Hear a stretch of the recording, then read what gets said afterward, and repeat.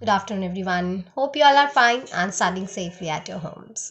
Chapter number 14 symmetry we are doing, जिसमें हमने type of symmetry तो ऑल्दो इंट्रोड्यूस करवा दी थी.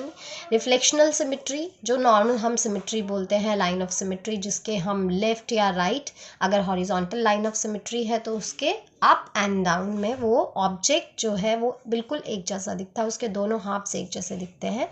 या हम बोल सकते हैं कि अगर हम मिरर के थ्रू उस मिरर को अगर हम उन लाइंस के अक्रॉस रख दें तो मिरर में वो ऑब्जेक्ट बिल्कुल वैसा ही दिखता है जैसा एक्चुअल में ऑब्जेक्ट उस साइड पर होता है ना. Now in today's class we will start with the rotational symmetry. Rotational symmetry क्या होती है?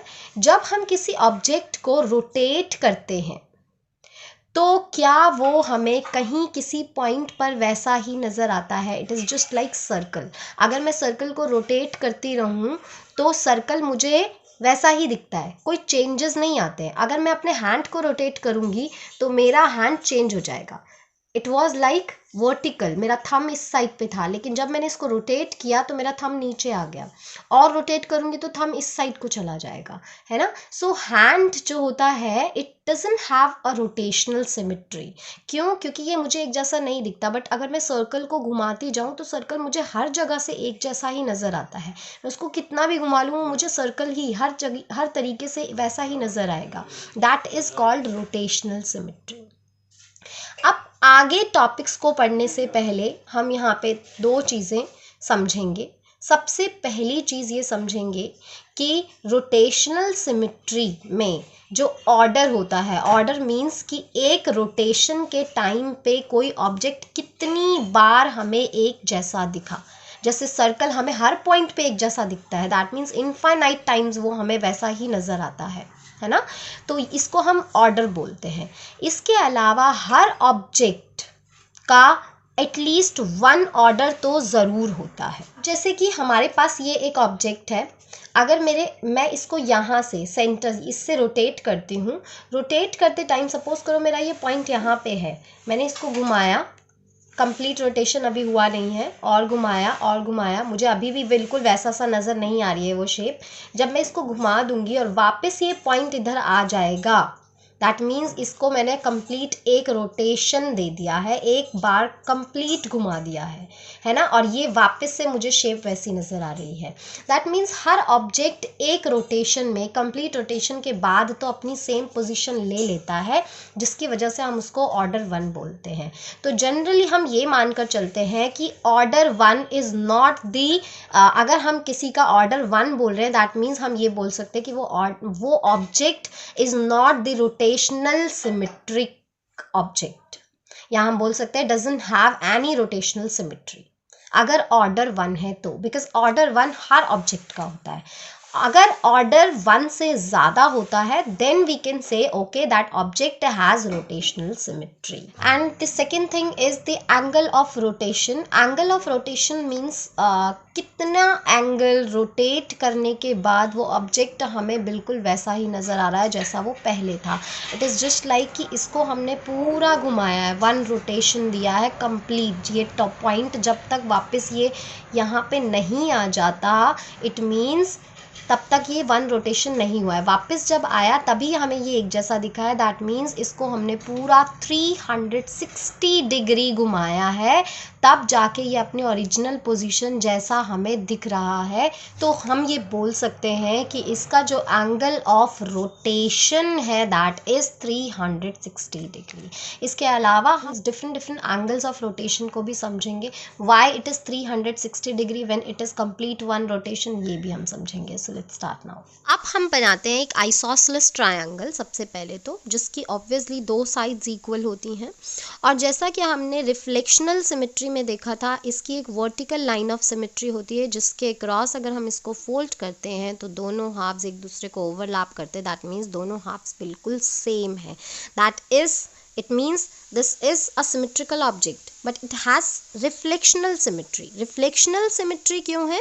क्योंकि अगर हम इसका एक पार्ट देखें, उसको मिरर के अक्रॉस देखें, तो मिरर में जो हमारा इमेज दिखती है that is exactly similar to the other part, that's why, है ना, यही सेम चीज़ होती है। सो इसका मतलब ये रिफ्लेक्शनल सिमेट्री है, लेकिन अगर हम इसको रोटेट करते हैं तो क्या हमें ये एक जैसा दिखता है? नहीं। ये ऑब्जेक्ट है, हमने एक और ऑब्जेक्ट लिया जिसमें 6 स्क्वायर से मिलकर बना हुआ है ये शेप।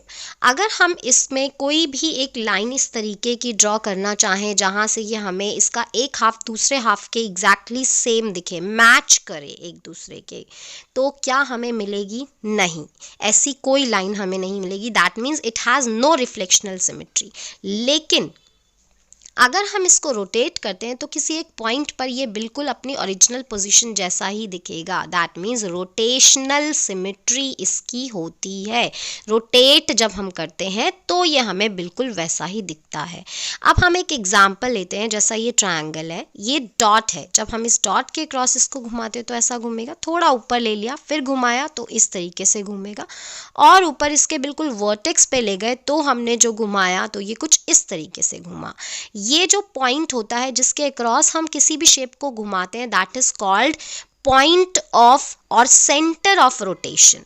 ठीक है, सो अब हम अगर इसको घुमाते हैं, यहाँ पे पॉइंट है जो हमारा एरो अभी देखा हमने, इस पॉइंट के अक्रॉस हम घुमाते हैं, that means that is the centre of rotation. अब वन कंप्लीट रोटेशन जैसा हमने देखा कि इट इज़ 360 डिग्री।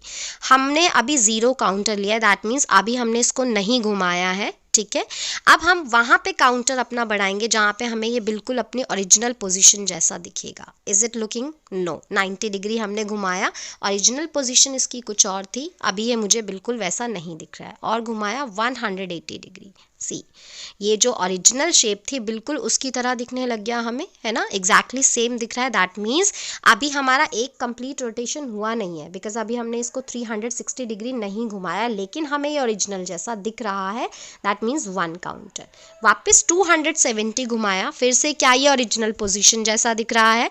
बिल्कुल भी नहीं, क्योंकि ओरिजिनल पोजीशन कुछ और थी। 360 डिग्री घुमाया और वापस से हमें फिर से अपनी ओरिजिनल पोजीशन जैसा दिख रहा है, दैट मीन्स 2। इसका मतलब एक कंप्लीट रोटेशन में ये ऑब्जेक्ट, या हम बोल सकते 360 डिग्री में ये ऑब्जेक्ट हमें 2 टाइम्स एक जैसा दिखा, एक 180 पर, दूसरा 360 पर। तो ये इसकी, क्योंकि ये एक से ज़्यादा टाइम हमें रोटेशन में एक जैसा दिखा है, that means it has rotational symmetry. और ये जो ऑर्डर है, कितनी टाइम्स हमें एक जैसा दिखा है, दैट ऑर्डर इज़ 2। इसको हम ऑर्डर बोलते हैं, that is 2। At the end we can say that this object has rotational symmetry of order 2. Now let us find some other objects order of rotation या rotational symmetry। जैसे हमारे पास कुछ shapes हैं जहाँ पे सबसे पहली जो shape है that is oval shape। हमें ऑर्डर फाइंड करना है। दिस इज़ 0 पे अगर हम अपना काउंटर रखते हैं और इसको रोटेट करने की कोशिश करते हैं तो अगेन एक रोटेशन में कितने टाइम हमें एक जैसा दिखा, 180 डिग्री पे एंड 360 डिग्री पे। दैट मीन्स ये 2 टाइम्स हमें एक जैसा दिखा है, तो वी कैन से कि it has the order 2। Now for the square, again counter 0 पे है बिकॉज अभी ये ओरिजिनल पोजिशन पे है ना। तो अब हम इनको फिर से रोटेट करते हैं and then we will find कि ये हमें एक रोटेशन के टाइम पे कितने टाइम एक जैसा दिखेगा। स्क्वायर को हम रोटेट करते हैं 90 डिग्री, अगेन वैसा ही दिखा, 180 डिग्री पे भी वैसा दिखा, 270 डिग्री घुमाया तब भी वही दिखा, एंड 360 पे तो दिखा ही दिखा, वो तो ओरिजिनल पोजीशन थी इसकी। दैट मीन्स ये 4 टाइम्स हमें एक जैसा दिखा। We can say okay order is 4। Equilateral triangle 120 then 240 and then finally 360 degree. तो ये हमें 3 टाइम्स एक रोटेशन में एक जैसा दिखा, that means it has order 3 और order of rotation is 3। Now circle, because circle हमें हर पॉइंट पे एक जैसा दिखता है, सो वी कैन से कि सर्कल की जो ऑर्डर ऑफ रोटेशन है that is infinite. Now let us come to the angle of rotation. Angle of rotation means कि जब हम किसी ऑब्जेक्ट को रोटेट कर रहे हैं तो हम अगर किसी भी एक पॉइंट को देखें, suppose this is the centre of rotation जिसके अक्रॉस हम इसको रोटेट कर रहे हैं, इस पॉइंट को बोलते हैं सेंटर ऑफ रोटेशन, या आपकी बुक में आपको किसी भी ऑब्जेक्ट के सेंटर पे ऐसे क्रॉस से दिखा होगा। और दूसरी चीज़, ऑब्जेक्ट का कोई भी एक पॉइंट, कोई भी एक पर्टिकुलर पॉइंट अपनी ओरिजिनल पोजीशन पे है फिलहाल, तो उसको हमने जब रोटेट किया तो वो कितना एंगल पे घूम गया या कितना एंगल पे रोटेट हो गया। सपोज करो ये ओरिजिनल पोजीशन थी, we can call it as 0 degree. जैसे ही घूम के ये वापस यहाँ पे आ गया है ये वाली पोजीशन, तो हम बोल सकते हैं कि ये जो पेंसिल पूरी की पूरी है, बिकॉज इसकी ये किसी एक पॉइंट से ही हमें पूरे ऑब्जेक्ट के रोटेशन का पता चल जाता है। तो अगर मैं सिर्फ इस पॉइंट को नोटिस करूं तो ये पॉइंट पहले यहाँ पे था, दैट मीन्स 0 डिग्री, और ये घूम के यहाँ पे आ गया, that means it has rotated 90 degree. तो यहाँ पे जो डिफरेंट डिफरेंट एंगल्स हैं इनका मीनिंग ही यही है, दैट मीन्स अगर मैं इस पॉइंट से इस लाइन तक रोटेट करती हूँ that is actually 60 degree. Similarly इसी पॉइंट से अगर मैं यहाँ तक रोटेट करती हूँ that means this is 90 degree, हमने इसको रोटेट कर लिया है। एंड इसी पॉइंट से अगर रोटेशन यहाँ तक है, दैट मीन्स इस लाइन के अक्रॉस ये पेंसिल का अगर पॉइंट पहुंच जाता, इसका मतलब हमने पेंसिल को 120 डिग्री रोटेट कर लिया है। एंड इसी तरीके से जब हम आगे बढ़ते जाते हैं तो यहाँ पे जो नेक्स्ट है, अगर इस पॉइंट पे आ गया है ऑब्जेक्ट, इसका मीनिंग है कि ये 180 डिग्री घूम चुका है। अगेन 180 से और आगे अगर हम आते हैं, ये 60 डिग्री और आगे बढ़ चुका है। We can call it as 180 plus 60 कितना हो जाएगा, 240 डिग्री घूम चुका है। और आगे अगर घूमता है दैट मीन्स यहीं से ओरिजिनल पोजीशन से यहां तक आना, इसका मतलब है 180 ये था और यहां से अगेन 90 डिग्री और, तो we can call it as 270 degree घूम चुका है ऑब्जेक्ट। यहां पे अगर आता है तो व्हाट डज दैट मीन, यहां पे आने का मीनिंग होता है कि 180 में 120 और ऐड हो गया है, तो we can call it as 300 degree. And और 60 डिग्री और होगा, that is 1 complete rotation. Why, because घूम के वापस ऑब्जेक्ट यहाँ पे आ चुका है, that means this is 360 degree. तो 1 कंप्लीट रोटेशन बेसिकली इंक्लूड्स, या हम बोल सकते हैं कि अगर एक ऑब्जेक्ट पूरा एक कंप्लीट रोटेट हो चुका है दैट मीन्स वो 360 डिग्री घूम चुका है।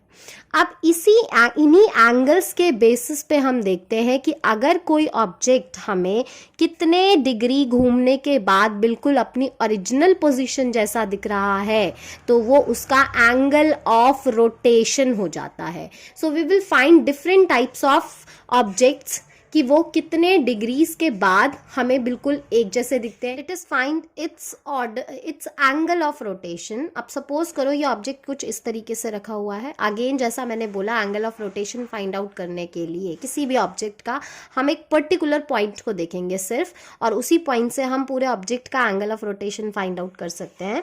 अगर हम यहाँ पे देखें, सपोज करो मैंने फिलहाल यहाँ पे मैं पिन से सेट कर देती हूँ क्योंकि इसके अक्रॉस मैं इसको रोटेट करूंगी। अभी ये मुझे इसकी ये ओरिजिनल पोजीशन है। अब मैं सपोज करो इसको रोटेट करती हूँ, सी अगेन मुझे बिल्कुल ओरिजिनल पोजीशन जैसा नजर आ रहा है, क्योंकि ये जो टिप यहाँ पे थी वो अब यहाँ पे आ चुकी है। दैट मीन्स 90 डिग्री घूम चुकी है, दैट मीन्स ऑब्जेक्ट पूरा 90 डिग्री घूम चुका है। तो वी कैन से कि ओके 90 डिग्री के बाद ये ऑब्जेक्ट बिल्कुल मुझे वैसा ही नजर आ रहा था। ये पॉइंट टिप वापस यहाँ आ गई है 180 डिग्री पे, वापस से फिर से मुझे एक जैसा दिख रहा है। एंड 270 डिग्री घूमा तब भी मुझे एक जैसा दिखा। एंड फाइनली वो जो टिप थी वो वापस अपनी ओरिजिनल पोजीशन पे आएगी। दैट मीन्स ये एक रोटेशन पे हमें 4 टाइम्स एक जैसा दिखा है। तो वी कैन से ऑर्डर इसका 4 हो गया। एंड एंगल ऑफ रोटेशन इसका 90 डिग्री है, क्योंकि हर 90 डिग्री के बाद ये हमें एक जैसा दिख रहा है। This is angle of rotation 90 degree which is, and order is 4। एक और ऑर्डर एंड एंगल में रिलेशन होता है, बिकॉज हमने अभी देखा कि 1 कंप्लीट रोटेशन मीन्स 360 डिग्री। अगर हमें ऑर्डर पता है तो we can easily find the angle of rotation. वो हम कैसे फाइंड आउट कर सकते हैं? अगर हम 360 डिग्री, बिकॉज 360 डिग्री में 4 टाइम्स एक जैसा दिखा है, दैट मीन्स 360 डिग्री को हम 4 पार्ट्स में डिवाइड कर रहे हैं। इसको 4 से अगर हम डिवाइड कर देते हैं, we can easily find the angle of rotation. इसी तरीके से हम डिफरेंट ऑब्जेक्ट्स का angle of rotation find out कर सकते हैं। एक और ऑब्जेक्ट की हम रोटेशनल सिमेट्री फाइंड आउट करते हैं, दिस इज इक्विलेटरल ट्रायंगल, और जिस पॉइंट के अक्रॉस हम इसको मूव कराएंगे that will be the centre of rotation. आप सपोज करो हम यहाँ पे अगेन, क्योंकि हम इसको ओरिजिनल पोजीशन लेकर चल रहे हैं, तो फिलहाल मैंने टिप को यहाँ रख दिया है। हमें ध्यान देना है कि ट्रायंगल हमारा कुछ ऐसा नज़र आ रहा है, ठीक है। यहाँ पे हमने अपनी पिन सेट कर दी है जिसके क्रॉस हम इसको रोटेट करवाएंगे। अभी हमारी टिप यहाँ पे है, ट्रायंगल का कुछ साइड्स इस तरीके से हमें नोटिस करनी है। हम इसको रोटेट करते हैं, और अगर हम यहाँ पे ले आते हैं इस टिप को, हमें ट्रायंगल वापस से बिल्कुल वैसी ही पोजीशन में नज़र आ रहा है। दैट मीन्स हमने इसको कितना रोटेट किया है। ये टिप जो थी वो यहाँ से यहाँ पहुँच गई है 90 + 30 120 डिग्री घूम के। ये इक्विलेटरल ट्रायंगल हमें फिर से वैसा ही नज़र आ रहा है जैसा ये पहले था। अगेन वापस से हम इसको फिर से घुमाते हैं, तो अब जब सेकेंड टाइम ये आएगी पोजीशन इसकी यहाँ पे, तो ये कुछ टिप ऐसे आ जाएगी, है ना। तो अभी फिर से हमें बिल्कुल वैसा ही नजर आ रहा है। दैट मीन्स ये और 120 डिग्री घूम चुका है, या हम बोल सकते हैं 240 डिग्री घूम चुका है। ये वाली लाइन पे आ चुका है, अब ये टिप 240 डिग्री घूम चुका है। इसका मतलब ये हुआ, और वापस से जब हम इसको फिर से घुमाएंगे तो इसकी ओरिजिनल पोजीशन पे ही आ चुका है। दैट मीन्स 360 डिग्री पूरा ऑब्जेक्ट घूम चुका है। तो हम ये बोल सकते हैं कि एक रोटेशन के टाइम पे ये 3 टाइम्स हमें एक जैसा दिखा, तो हमारा ऑर्डर 3 हो गया। और 120 डिग्री, एवरी 120 डिग्री के बाद हमें एक जैसा दिख रहा था, this is angle of rotation. और जैसा कि हमने बोला कि इसको फाइंड आउट करने का एक और वे भी था, 360 डिग्री में 3 पार्ट्स डिवाइड हो गए हैं। That means 1 part is repeating after 120 degree, मतलब इसका 120 डिग्री के बाद ओरिजिनल पोजीशन रिपीट होगी। Similarly if we look at this hexagon, 6 sides हैं, 1 2 3 4 5 6।